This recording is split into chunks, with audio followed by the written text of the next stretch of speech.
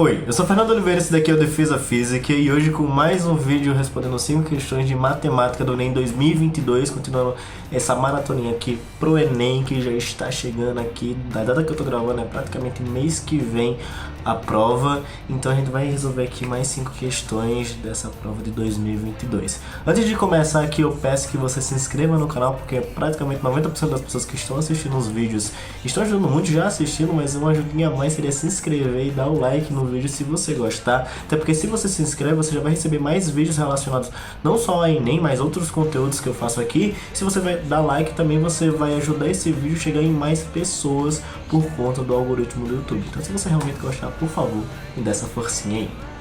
É isso, a gente vai começar aqui já na questão 157. Eu estou utilizando o livro rosa.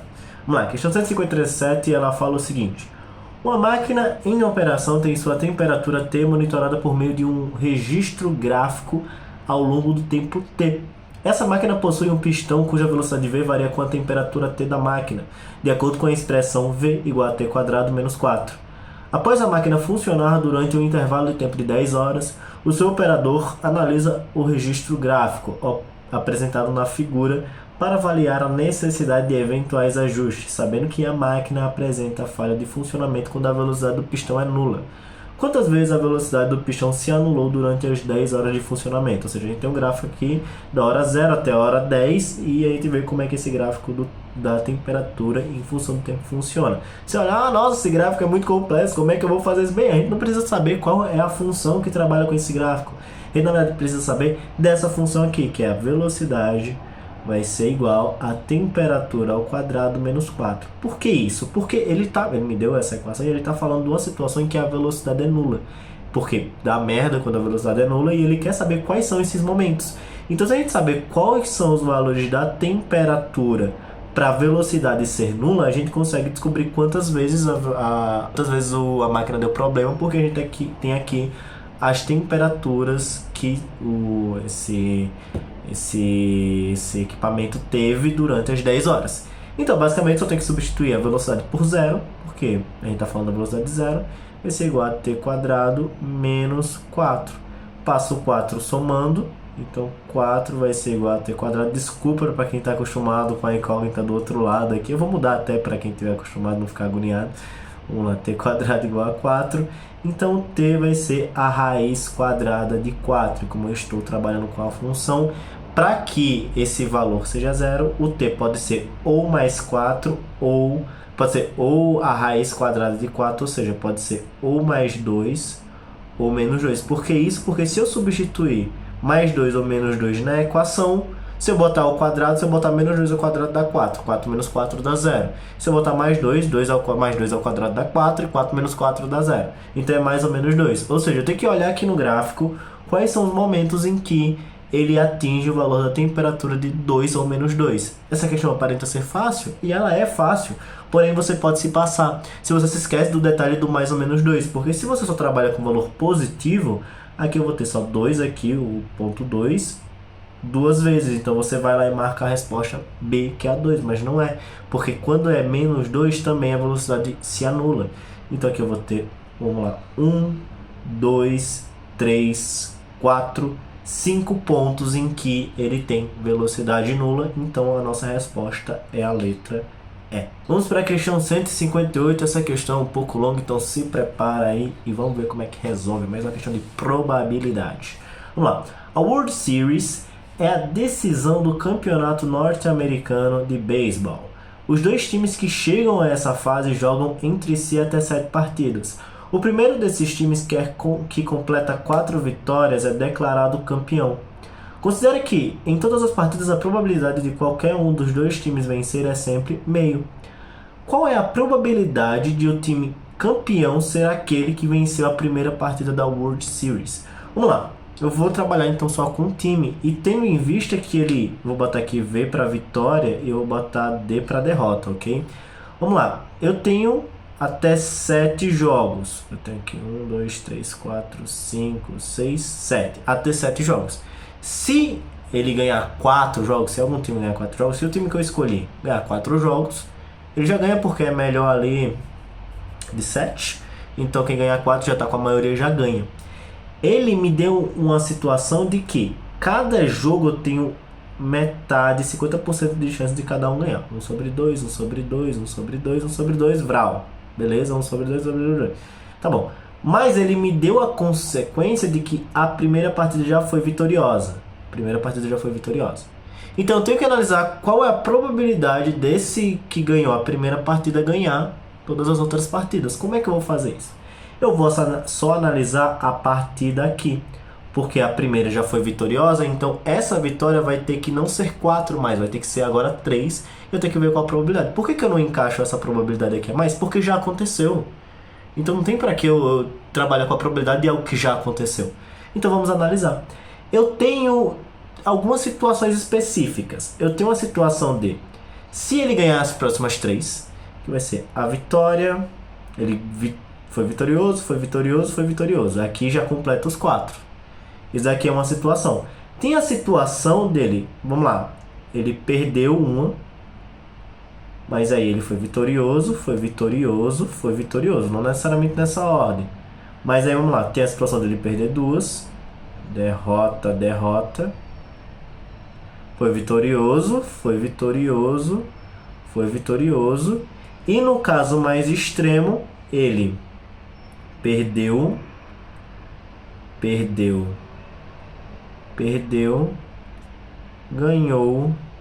ganhou. Tudo bem? Vamos lá, fiz essa organização aqui das minhas possíveis situações, só que é um pouquinho mais complexo que isso. Por quê? Vamos lá, nessa primeira situação, vamos lá, isso aqui é a primeira situação. Eu vou trabalhar separadinho, aqui vai ser a segunda situação, segundo cenário, terceiro cenário, quarto cenário. Lembrar também da situação do I ou OU. O I é multiplicação e o OU é soma. Então eu tenho ou o primeiro cenário, ou o segundo cenário, ou o terceiro cenário, ou o quarto cenário. Então eu vou ver a probabilidade de acontecer o primeiro cenário, vou somar com a probabilidade de acontecer o segundo, somar com a do terceiro e depois somar com a do quarto. Como é que eu vejo qual a probabilidade de ganhar da primeira situação? Eu vou fazer o seguinte, vamos lá. Eu tenho 3 jogos, a probabilidade dele ganhar esse jogo aqui é de 50%, 1 sobre 2. A probabilidade dele ganhar esse jogo aqui é de 50%, 1 sobre 2. E a probabilidade dele ganhar esse jogo aqui é de 50%, 1 sobre 2. Beleza? Tranquilo. Então aqui eu vou ter a multiplicação desse jogo aqui, vai dar 1 sobre 2 elevado... Vou botar elevado a 1, elevado a um valor, não importa, né? Então é 1 sobre 2 elevado a 3. Aqui, tranquilo.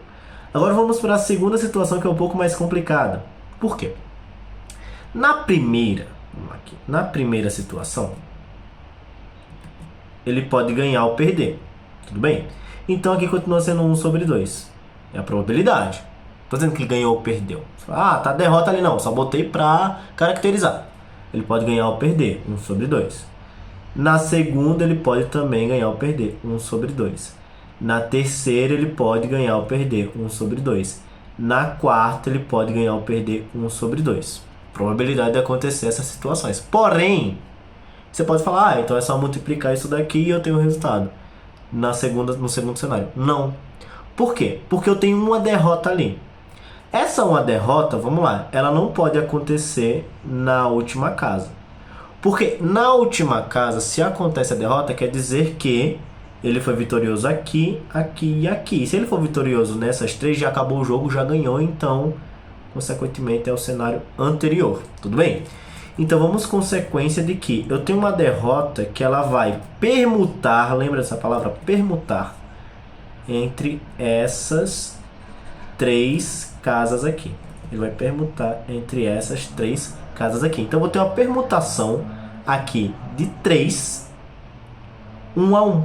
Porque eu tenho um valor aqui que ele não vai se repetir. Assim, 1 a 1 fica meio tanto faz, mas eu falo 1 a 1 porque nos outros eu vou ter 3, 2 a 2, 4, 2 a 2, etc.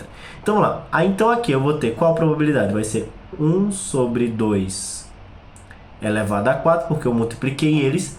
Só que multiplicado por a situação em que a derrota está aqui, a situação em que a derrota está aqui e a situação em que a derrota está aqui. Quantas são essas chances? É a combinação de 3 situações 1 a 1. Que isso daqui vai ser... Deixa eu botar mais para cima aqui. 1 sobre 2 à quarta multiplicado por 3 fatorial dividido por 3 menos 1 fatorial, que dá 2 fatorial e 1 fatorial. Então, isso daqui vai ser 1 sobre 2 elevado à quarta vezes 3 fatorial sobre 2 fatorial. Fiz devagarzinho essa etapa para você entender melhor como é que vai funcionar as próximas etapas. Eu vou colocar elas aqui em cima porque já está ficando bagunçado, está ficando bem cheiozinho. Espero que você não se atrapalhe no que você está vendo aqui. Mas eu vou colocar agora aqui em cima, eu vou puxar o terceiro cenário. Vou puxar o terceiro cenário para cá, que qual é? Eu vou ter duas derrotas aqui, eu tenho uma derrota, outra derrota e eu tenho 3 vitórias. Essas derrotas vão poder permutar por esses 4, esses 4 slots. Eu me esqueci outra palavra que ajuda, mas 4 slots. Ela vai ter que permutar por ali. Isso é importante porque você já percebeu que a probabilidade de se 1 sobre 2 elevado a um valor vai ser relacionado a quantos slots vai ter. Quantos lugares para colocar os números vai ter. Então aqui para acelerar o processo eu já vou ter 1 sobre 2 elevado a 5, porque eu tenho 5 slotzinhos. Elevado a 5 multiplicado, aí eu boto a combinação. Eu tenho 2 derrotas que vão permutar por 4 slots. Então eu tenho 4, 2 a 2. Isso daqui vai ser uma permutação que é 4 fatorial dividido por 4 menos 2 em fatorial, que é 2 fatorial, vezes 2 fatorial. A quarta situação segue o mesmo processo. A princípio pode parecer difícil, mas se você pega a noção do que você está fazendo já no começo, o resto é a mesma coisa, é seguindo o mesmo padrão de cálculo. Então aqui seria 1 sobre 2 elevado a 6 multiplicado pela combinação. Aqui eu tenho 3 derrotas que vão permutar em 5 slots, porque se for para o sexto quer dizer que a gente já volta para outra situação anterior. Então essa permutação vai acontecer com 5 fatorial dividido por 5 menos 3 fatorial, que dá 2 fatorial, e aqui 3 fatorial, tá bom? Muita conta, muita coisinha, tá? Agora eu vou apagar esse pedacinho aqui porque eu não quero apagar tudo, para você que está olhando não se perder tanto. Então aqui tem o cenário 1, o cenário 2, aí o cenário 3 e o cenário 4. Então vamos fazer o cálculo aqui nesse outro pedaço do quadro que está sobrando. Vamos lá. O cenário 1 é 1 sobre 2 elevado a 3. Mas, porque eu falei, ou vai acontecer o primeiro cenário, ou acontece o segundo cenário, ou acontece o terceiro cenário, etc. Ou o segundo cenário, que é 1 sobre 2 à quarta vezes 3 fatorial sobre 2 fatoriais. Vamos fazer essa conta? Isso daqui vai ser 1 sobre 2 à quarta vezes 3 fatorial é 3 vezes 2 sobre 2. Aí vezes 1, mas 1 não precisa, né? Corta, fica 3 sobre 2 elevado à quarta. Então aqui mais 3 vezes 2 elevado à quarta. Vamos para o terceiro cenário. Terceiro cenário, multiplicação. 1 sobre 2 elevado à quinta. Vezes, aí 4 fatorial. 4 vezes 3 vezes 2 fatorial. 2 fatorial é basicamente 2, na real. Eu vou botar aqui 2 fatorial e 2 fatorial. Aqui, aí eu corto esse daqui. E 4 eu corto com 2, fica 2. 2 vezes 3, 6. Então aqui fica 6 sobre 2 elevado a 5. 6 sobre 2 elevado a 5. Mais, aí eu boto aqui a situação do quarto cenário. 1 sobre 2 elevado a 6, multiplicado por 5 fatorial. 5 vezes 4 vezes 3 fatorial dividido por 2 fatorial vezes 3 fatorial. 3 fatorial com 3 fatorial corta. 2 fatorial, que é 2, corta com 4, fica 2. 2 vezes 5, 10. 10 sobre 2 elevado a 6. Então aqui 10 sobre 2 elevado a 6. Traduzindo aqui, 2 elevado a 3 vai ser 1 sobre 2 elevado a 3. Ah, tá. Eu vou fazer assim. Eu vou dar uma dica, uma técnica para facilitar. Espero que não atrapalhe mais do que facilite. Mas tem uma maneira aqui. Porque eu vou ter que fazer o MMC, não vou ter? O MMC é o mínimo múltiplo comum. Então eu tenho que pegar aqui o maior valor que vai dividir por todos os outros valores. Todos os valores são 2 elevados a alguma coisa. Então eu vou pegar 2 elevado ao maior número possível. Por quê? Porque se eu pegar, por exemplo, aqui 2 elevado a 6... eu vou ter 2 elevado a 6 aí. 2 elevado a 6 dividido por 2 elevado a 3. Você só subtrai os expoentes.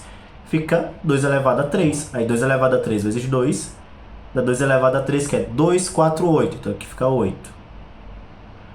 2 elevado a 6 dividido por 2 elevado a 4 fica 2 elevado a 2, que já é 4. Então aqui fica 4. 4 vezes 3 dá 12. 2 elevado a 6 dividido por 2 elevado a 5 dá 2 elevado a 1, que dá 2. 2 vezes 6, 12. E 2 elevado a 6 menos 2 dividido por 2 elevado a 6 dá 2 elevado a 0. E 2 elevado a 0 dá 1, multiplicado por 10 fica 10. Vamos lá. Bonitinho, bonitinho. O 12 mais 12, 24. 24 mais 10 dá 34. 34 mais 8, 34 mais 8 já dá 12. Então aqui dá 42 dividido por 2 elevado a 6, 64. Espero que tenha ficado entendido, porque eu falei realmente muito devagar, porque essa é uma questão aqui que provavelmente ela é considerada realmente bem difícil. Resposta é a letra C. E ela é uma questão que, caso você não se sinta confortável de fazer, é uma questão que você não precisa se preocupar em fazer, porque tem aquela questão de é melhor você acertar as fáceis e errar as difíceis do que o contrário. E se você passa muito tempo numa questão difícil batendo cabeça, isso pode te atrapalhar na prova. Então também é estratégia de qual questão você vai selecionar. Isso é muito importante. Vamos para a questão 159, que é uma tranquilidade a mais aí, só para melhorar a situação. O gráfico apresenta os totais de receitas e despesas de uma empresa, expressos em milhões de reais, no decorrer dos meses de um determinado ano. A empresa obtém lucro quando faz a diferença entre receita e despesas é positiva, e tem prejuízo quando essa diferença é negativa. Qual é a mediana? Lembrando, mediana é diferente de média. Mediana é o valor que está ali no meio, em milhão de reais, dos valores dos lucros apurados pela empresa nesse ano. Vamos lá. Em janeiro teve lucro, a receita é o pretinho e as despesas esse branquinho aqui. Janeiro teve lucro, fevereiro teve lucro, março teve... Não, fevereiro não teve lucro, já estou ficando louco. Março teve lucro, abril não teve lucro, maio teve muito lucro, junho teve lucro, julho teve lucro, agosto não teve lucro, setembro teve lucro, outubro não teve lucro, novembro teve lucro e dezembro teve lucro. Vamos organizar quais foram os lucros dos meses. De janeiro, vamos lá. Eu tive uma despesa de 3 e uma receita de 6. Então é só subtrair. 6 menos 3, vamos lá. Dá 3. Aqui janeiro. Eu vou só separar mesmo. Vou só separar que depois eu vou organizar em ordem... coisa porque ele quer o valor em número. Então, tanto faz os meses.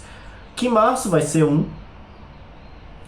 Em maio vai ser, vamos lá, vai do 1 até o 6, 6 menos 1 dá 5.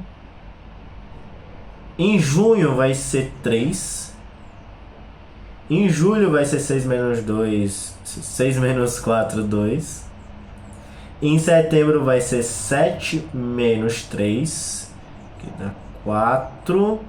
Em novembro é 8 menos 7, que dá 1. E em dezembro é 6 menos 2, que dá 4 também. Agora eu vou organizar aqui para ver qual do menor para o maior. Então eu tenho aqui 2, 3, 4, 5. Quantos valores eu tenho? 1, 2, 3, 4, 5, 6, 7. Eu tenho 8 valores. Então a minha mediana tem que estar no meio. Se eu tenho um número par, então essa mediana, na verdade, não vai ser necessariamente, não é dividir por 2, porque seria 3, vai ser a soma, vai ser a média aritmética entre os dois números que estão no meio. E no caso do 2, de 8, os dois números que estão no meio é a posição 4 e a posição 5. Porque se você for ver a distância deles dos extremos, é a mesma. A distância da posição 5 aqui vai ser 1, 2, 3. E a distância da posição 4 aqui vai ser 1, 2, 3. E aqui é a mediana. Eu tenho que tirar a média aritmética desses dois, só que a média aritmética de 3, e 3 é 3. 3 mais 3 dá 6, dividido por 2 dá 3. Então a nossa resposta é a letra D. Vamos agora para a questão 160, questão de contagem. Uma montadora de automóveis divulgou que a oferta de seus clientes... oferta a seus clientes mais... Meu Deus, eu errei tudo! Uma montadora de automóveis divulgou que oferta a seus clientes mais de 1.000 configurações diferentes de carro, variando o modelo, a motorização, as opcionais e a cor do veículo. Atualmente ela oferece 7 modelos de carro com 2 tipos de motores, 1.0 e 1.6.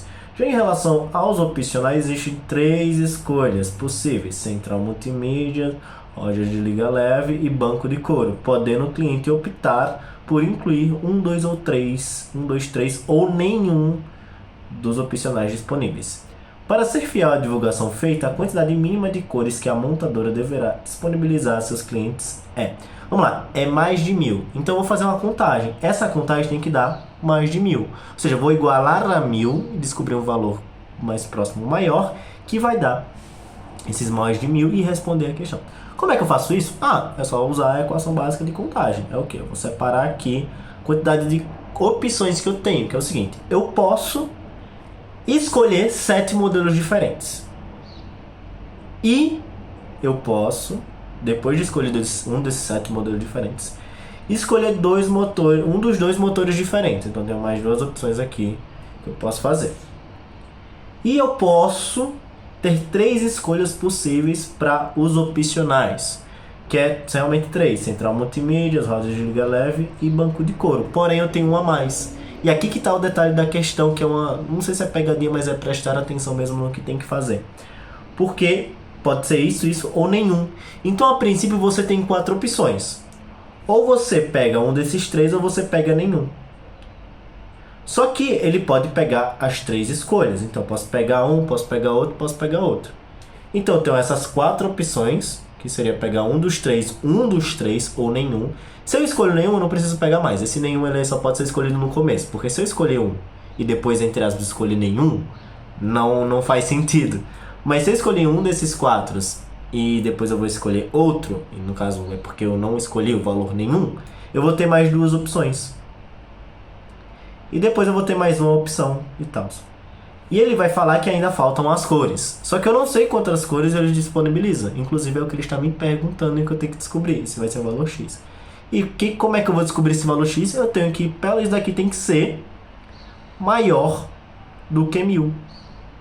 Então eu simplesmente faço uma equação normal, é uma multiplicação. Só que ao invés de simplesmente fazer essa multiplicação todinha aqui, eu vou passar o valor para o outro lado, dividindo, e vou simplificando o máximo que dá. Vou fazer o que? X vai ter que ser maior do que 1.000 dividido por 7 vezes 2 vezes 2 vezes 4. 2 dividido por 1.000 vai dar 500. 2 dividido por 500 vai dar 250. Aí daqui, 4 dividido por 2 dá 2. E 250 dividido por 2 dá 125. Então aqui eu já simplifiquei o máximo para ficar 125 dividido por 7 vezes 2, 14. Basta fazer a conta. Isso daqui vai dar 12 dividido por 14, não dá. Então eu já vou direto no 125. Qual valor eu posso encontrar? Vamos lá. Isso daqui vai ser uma unidade. Então, eu posso ver aqui nas minhas na questão que eu tenho dois valores de unidade. Então, eu posso multiplicar por 8 ou por 9 para descobrir qual valor é mais próximo. Vou multiplicar por 8, que é o que está ali, que está mais perto. Sempre use a questão ao seu favor de uma maneira que ela já ajuda você a fazer a multiplicação. Ou fazer qualquer conta, porque às vezes se você não tem nenhum horizonte do que você vai fazer, fica meio complexo. Tipo, não é que fica meio complexo, mas dá mais trabalho e você demora mais para resolver a questão. Vamos lá, 8 vezes 4 vai dar 32. 8 vezes 1 dá 8, mais 3, 8, 9, 10, 11. 112. Só que 112 mais 14, que seria 14 vezes 8, vezes 9, ou 4 mais 2 dá 6. Aqui já vai dar 6, aqui 1 mais 1 dá 2, aqui dá 1. Vai dar 126, então a gente tem que pegar o menor valor, então dá 8. Só que vai ser 8, alguma coisa. Preciso continuar a conta? Não. Aí você fala, a resposta é 8? Não. Porque se for 8, você vai ter menos que 1000. E você precisa ter mais que 1000 opções. E a gente está trabalhando com valores também inteiros. Então, se for 9, realmente você tem mais de 1000 opções diferentes, vendo todas as opções que você vai ter ali. Então, a resposta da letra B é a 9. Vamos lá agora para a questão 161, que ela diz o seguinte: dentre as diversas planificações possíveis para o cubo, uma ideia é que se encontra apresentada na figura 1. Figura 1 aqui. Em um cubo foram pintadas em 3 de suas faces quadradas de cor cinza escura que ocupam um quadrado dessa mesma face, tendo esses 3 quadrados um vértice em comum conforme ilustrado na figura 2. E aqui, a planificação do cubo da figura 2, conforme o tipo de planificação apresentado na figura 1 e aqui vai ter uma pinturazinha, e eu vou ter que descobrir qual tem que ser essa pinturazinha e qual o resultado dela aqui. Olha, você percebe que todos eles meio que vai ter uma pintura já nessa parte aqui de trás, nessa partezinha aqui. Então vamos utilizar essa parte para trabalhar da melhor maneira possível para ver esse desenho. Obviamente essa questão aqui é muito mais complexazinha, não é nem complexo de fazer conta, é complexo de imaginação, para pensar o que você vai fazer. Vamos lá. Eu vou começar partindo do pressuposto que eu vou pegar esse lado aqui e subindo para cá. Então eu vou ter basicamente um cubo assim, ó. Ele vai estar aqui com a base. Ele vai estar, peraí, tem que ficar 3D aqui, tem que ficar 3D. Ele vai estar aqui com a base, bonitinha. Ele vai estar aqui com a base, mas não vai estar montado todinho, né? Eu vou fazer o quê? Aí na teoria ele vai ter vários lados para lá. Eu vou completar puxando esse lado daqui. Como? Aí eu preciso que você veja realmente o que eu estou fazendo com a minha mão. Vamos lá. Eu tenho isso daqui, ó. Imagina que isso daqui é essa parte daqui. Então é isso daqui. Se eu puxar para cá, eu vou fazer a mesma coisa. Eu vou fazer isso daqui. Eu vou fazer uma parte do cubo. Se eu puxo para cá, porque eu vou pegar esse daqui, vou puxar para cá, ele vai ficar aqui em cima, eu vou puxar para cá. Eu vou ter isso daqui, ó. Vou ter isso daqui. Aí eu vou puxar para cá. Esse daqui vai estar na lateral. E eu vou puxar para cá. Ele vai ficar na parte de cima. Ele vai ficar aqui em cima, basicamente. E quando eu puxar para cá, esse daqui vai ficar nessa parte de baixo. E esse daqui que estava do lado dele vai ficar em cima, porque ele está acompanhando. Porque ele estava aqui. Aí quando ele veio para cá, ele ficou meio que de lado. Aí quando ele puxou para cá, ele ficou no lado. Quando puxou para cá, ele ficou em cima. Tirando todos esses desenhos bagunçados, a gente vê que se eu for numerar aqui 3 pontos específicos, vou botar aqui 1, 2 e 3, eu vou ter que nesse cubo aqui, esse lado aqui vai ser o 1, esse daqui vai ser o 3, esse daqui vai ser o 2. Então se eu fizer essa pintura aqui, a posição da pintura 2 e 3 eu já sei qual é, porque todos é o mesmo lugar. Eu vou ter que saber onde é que essa posição está na pintura no ponto 1. Se eu pegar esse bagulho e virar pra cá, essa pintura tá nesse extremo aqui, deixa eu botar até de vermelho, tá nesse extremozinho aqui, ou seja, tá nesse pontinho aqui. Consequentemente, a resposta é a letra D. Então é isso. Se você assistiu até aqui, muito obrigado. Por favor, se inscreve no canal, deixa seu like e envia para pessoas que você sabe que isso daqui vai ajudar, porque o Enem tá chegando, é muito importante dar uma estudada e ver como é que resolve as questões. Para isso, logo mais tem mais vídeos. Então é isso, muito obrigado e tchau!